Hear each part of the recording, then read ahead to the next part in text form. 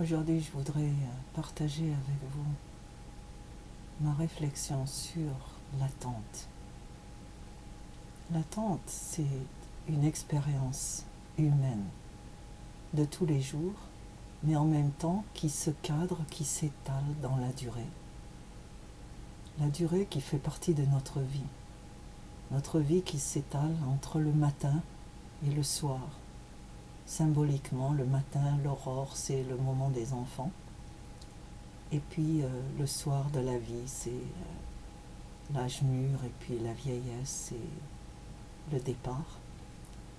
C'est aussi l'attente, quelque chose, une expérience que nous faisons tous les jours et qui a passé dans la littérature. Et je vous lis ce passage d'André Gide dans Les nourritures terrestres. André Gide, qui est un écrivain français du XXe siècle. J'ai vu la plaine pendant l'été attendre un peu de pluie. J'ai vu le ciel frémir de l'attente de l'aube. Et il décrivait cette attente, et cette attente aussi qui est l'expérience de ceux qui vivent sous les tropiques. À la fin de la saison sèche, quand tout est sec, brûlé, et que l'air est si chaud, et on a l'impression de presque se briser de chaleur. Et puis, les nuages commencent à s'amonceler dans le ciel. Ils s'amoncellent, des nuages noirs, de gros nuages. Et puis, l'atmosphère se rafraîchit. Le tonnerre, les éclairs zèbrent le ciel. Et d'un seul coup, la pluie tombe. Et c'est comme une bouffée d'air frais. Une bouffée d'air frais qui change tout.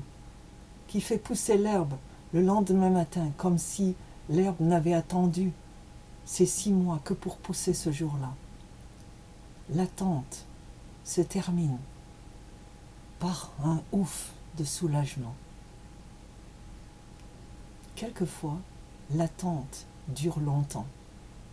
Et dans un pays agricole, on connaissait l'attente du cultivateur, du fermier, qui plante des graines, comme mon mari en ce moment. Des graines qu'on commence à planter en mars, avril, quelquefois mai, selon la saison, le pays où on se trouve, en Europe. Et puis, ces graines, on ne les voit pas pousser. On regarde le lendemain, le surlendemain, rien. Une semaine après, quelquefois, rien.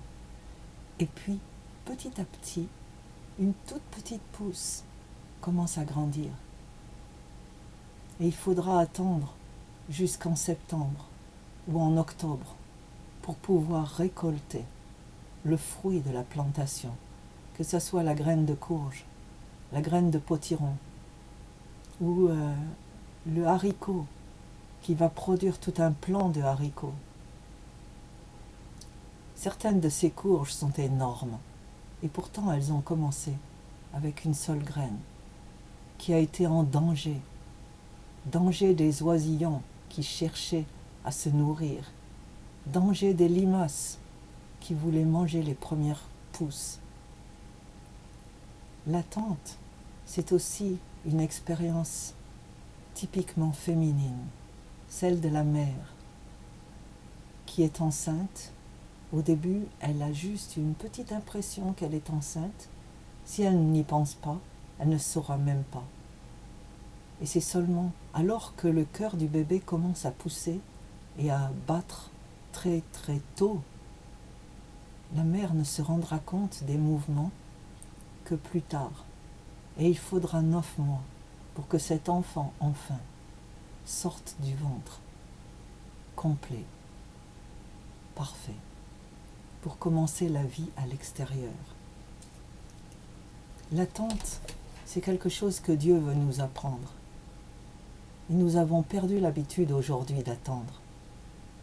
Nous avons toutes les choses toutes prêtes. Café instantané.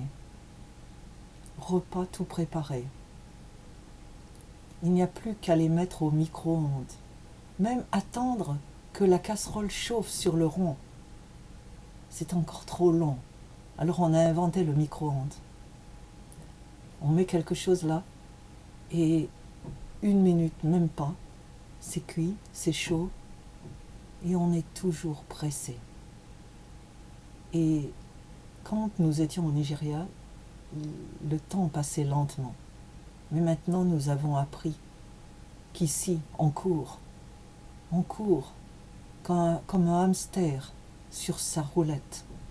On court et on a l'impression de ne pas avancer. Et Dieu nous invite à attendre. Dans la Bible, nous lisons l'histoire d'Anna qui avait le désir d'un enfant et qui était stérile. Il a fallu des années pour que finalement Dieu réponde à sa prière et lui donne Samuel. Nous avons l'exemple de Sarah, la femme d'Abraham, qui elle aussi était stérile et qui a attendu des années et des années et des années, qui s'est lassée et qui a fini par donner un mauvais conseil à son mari. Va chercher une deuxième épouse, ça résoudra le problème. C'était l'époque. Elle aussi a fini par avoir son enfant, Isaac. Jésus, avant de commencer son ministère, a été emmené au désert par l'Esprit.